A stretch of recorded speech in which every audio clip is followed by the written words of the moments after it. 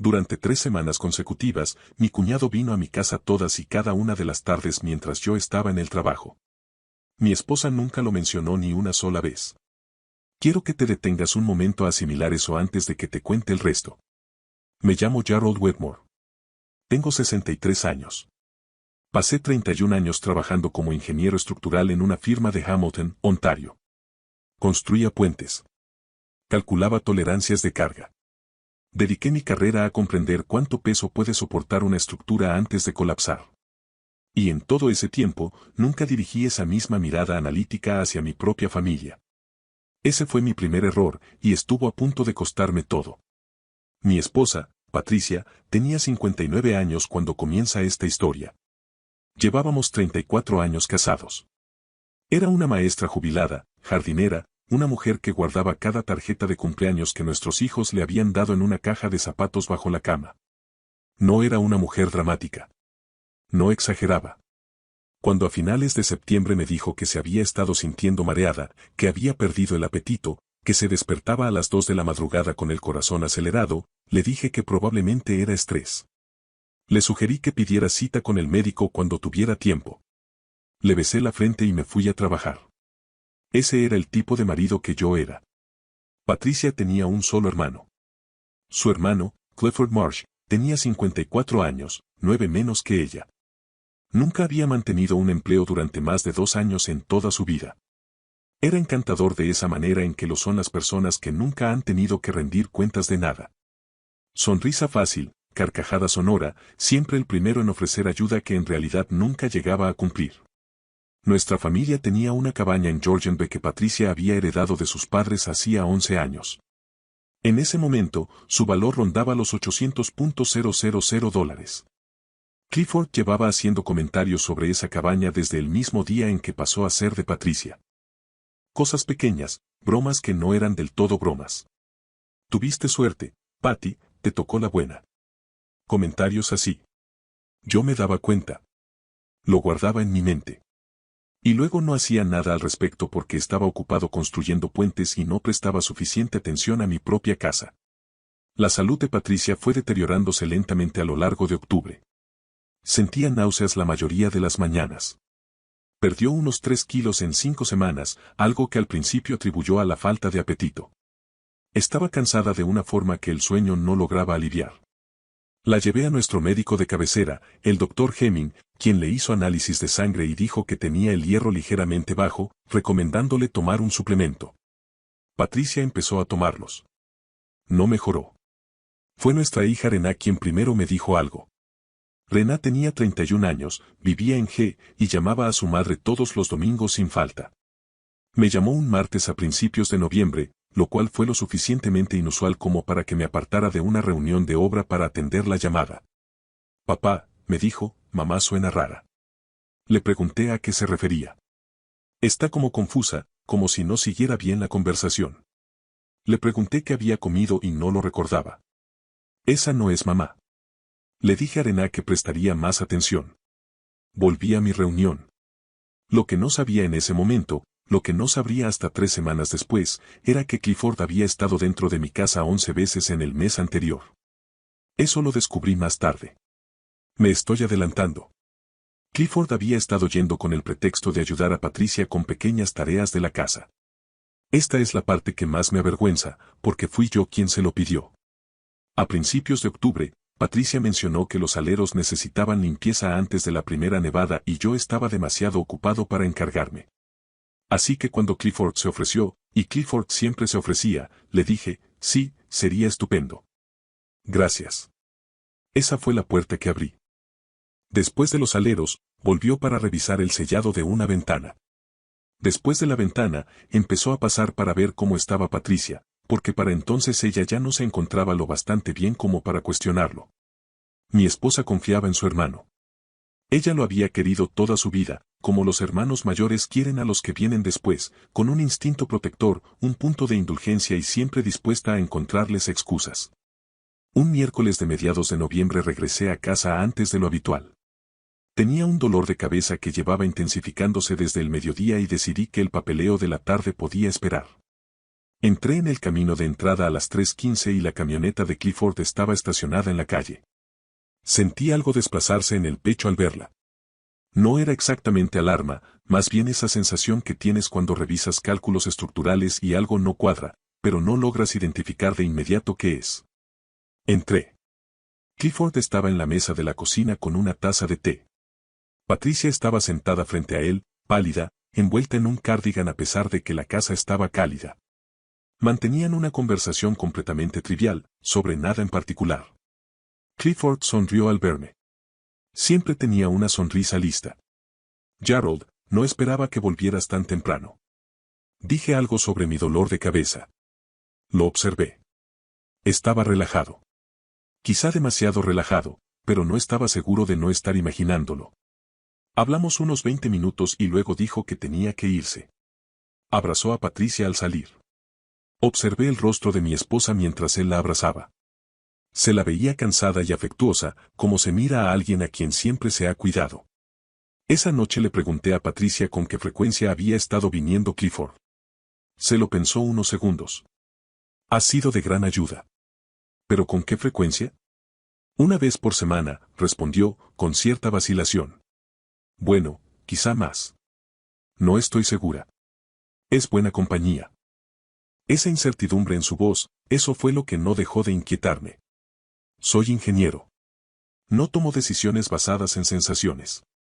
Las tomo basándome en datos. Así que hice algo que desde entonces me he preguntado 100 veces si debía haber hecho antes. Compré una pequeña cámara interior, del tipo que parece un detector de humo. La instalé en la sala de estar un viernes por la tarde, mientras Patricia dormía la siesta. Se conectaba a una aplicación en mi teléfono. Me dije que era porque quería entender qué estaba pasando con su salud, si se caía, si se desorientaba cuando yo no estaba. Me dije que no tenía nada que ver con Clifford. No estaba siendo del todo honesto conmigo mismo. La primera semana no mostró nada alarmante. Clifford vino 2 veces. Preparó té. Se sentó con Patricia. La ayudó con un crucigrama. En la segunda visita, se quedó casi 2 horas, y yo lo observé desde mi teléfono en un estacionamiento de Burlington durante una inspección de obra, sintiéndome vagamente ridículo. Y entonces lo vi. Era jueves. Yo estaba en la oficina. La aplicación me envió una notificación de movimiento poco después de las 2 de la tarde. La abrí, esperando ver a Clifford llegando, algo que ya se había vuelto lo bastante rutinario como para que casi dejara de reaccionar. Lo que vi, en cambio, me tomó 10 segundos completos procesarlo. Clifford estaba en la cocina, que era parcialmente visible desde la cámara de la sala. Patricia no aparecía en el encuadre. Había abierto el armario donde guardábamos medicamentos y suplementos. Se quedó allí un momento, miró hacia el pasillo y luego sacó algo del bolsillo de su chaqueta. Lo sostuvo sobre el frasco del suplemento de hierro de Patricia y vertió algo dentro. Lo vi 3 veces. Para la segunda repetición, me temblaban las manos. Me gustaría decirte que tomé el teléfono y llamé a la policía de inmediato. Eso es lo que cualquier persona racional diría que haría. Pero me quedé sentado en ese estacionamiento durante 11 minutos, incapaz de moverme, porque lo que acababa de ver era al hermano de mi esposa, un hombre al que conocía desde hacía 34 años, el padrino de nuestra boda, envenenando su medicación. Y mi mente aún no estaba preparada para sostener esa verdad. Intentaba reescribirla en otra cosa. Tal vez era algo inofensivo. Tal vez una vitamina. Tal vez me había equivocado. No me había equivocado. Llamé a Patricia. Le dije que no tomara ningún suplemento hasta que yo llegara a casa. Inventé una razón, algo sobre querer confirmar la dosis con su médico primero. Dijo que sí, con ese tono difuso y complaciente que había tenido durante semanas. Colgué y me quedé allí sentado 3 minutos más, simplemente respirando. Luego llamé a nuestra hija Rená. Le conté lo que había visto. Hubo un silencio en la línea lo bastante largo como para que pensara que la llamada se había cortado. Papá, dijo finalmente. Tienes que llamar a la policía ahora mismo. Quiero conseguir el frasco primero. Quiero pruebas. El video es la prueba. Voy a casa a por el frasco. Luego llamo. Conduje hasta casa en 38 minutos, debería haber tardado 50. Fui directo al armario de los medicamentos. Tomé el frasco del suplemento y lo guardé en una bolsa hermética sin abrirlo. Encontré a Patricia en el estudio, dormitando en el sillón. Me senté a su lado, le tomé la mano y le dije que la amaba, que lamentaba no haber estado prestando atención. Abrió los ojos, me miró con esa expresión nebulosa y dijo: ¿De qué te arrepientes, Gerald? Aún no sabía cómo responder a eso. Primero llamé a la línea no urgente de la RCMP, describí lo que había visto, y me transfirieron 2 veces antes de hablar con un agente que se tomó en serio las imágenes de la cámara. En menos de 40 minutos, había un agente en mi puerta. Le mostré el video. Guardó el frasco del suplemento como evidencia. Me indicó que no contactara a Clifford y que no comentara lo descubierto con nadie fuera de mi familia inmediata hasta que realizaran pruebas preliminares. Esa misma noche, Patricia fue trasladada al Hospital General de Hamilton. Al principio se resistió. Decía que estaba bien. Que yo estaba exagerando. Hicimos falta Rená y yo juntos para convencerla. El trayecto al hospital fue los 20 minutos más largos de mi vida. Lo que encontraron en el frasco del suplemento fue un compuesto cuyo nombre prefiero dejar en términos clínicos para los informes de toxicología, porque aún hoy no puedo pronunciarlo sin sentir que la garganta se me cierra. Lo que sí puedo decir es que no era algo que uno encuentre por accidente. Era algo que se obtiene deliberadamente.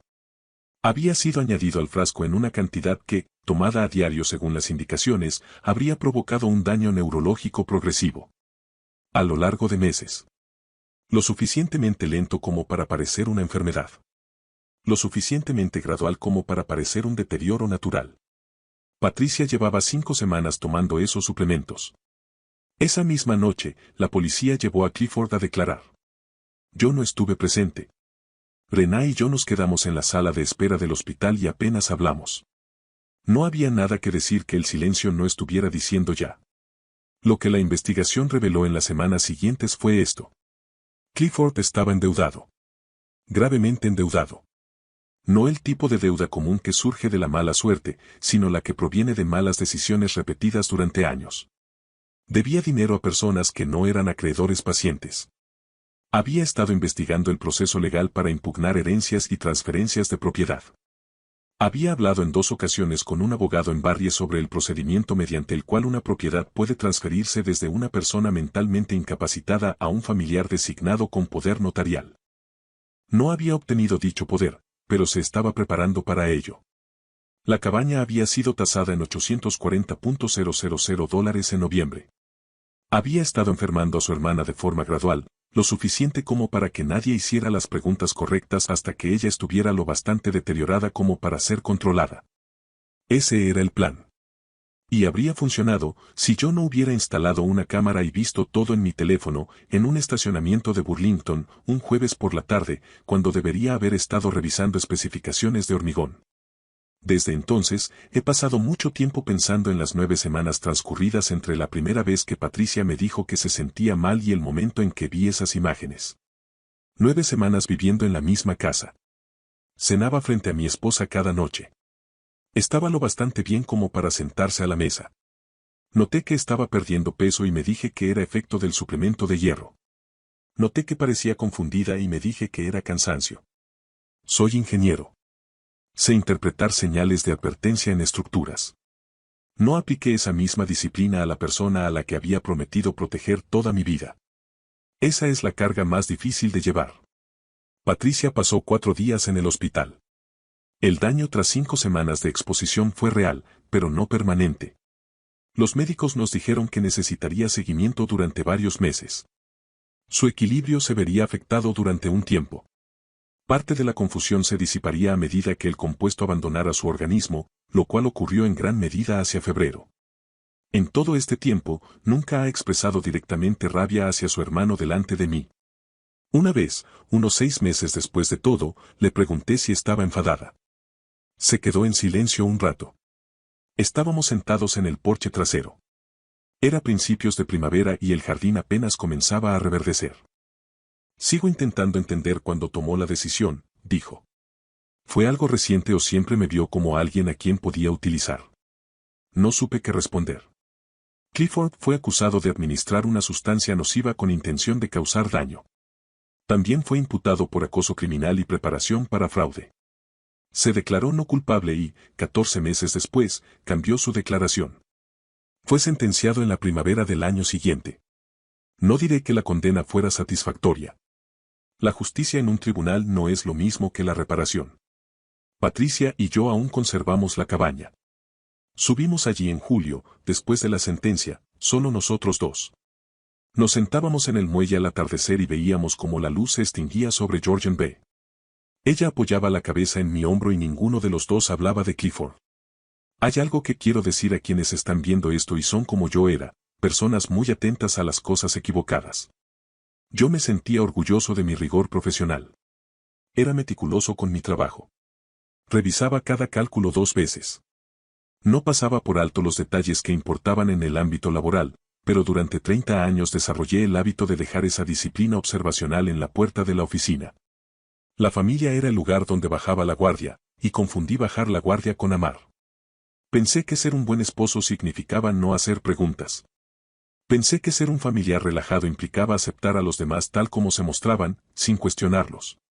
La confianza no es lo mismo que la desatención. El amor no es lo mismo que mirar hacia otro lado. Tuve que aprenderlo a los 63 años, en una sala de espera de hospital, sosteniendo una bolsa hermética con el frasco de suplementos de mi esposa dentro. Si alguien en tu familia no está bien y la explicación no termina de convencerte, insiste. Pregunta más. Consulta a otro médico. Instala la cámara. Haz esa llamada que parece excesiva. El costo de estar equivocado en tus sospechas es la vergüenza. El costo de tener razón y no decir nada es algo que no querrás calcular.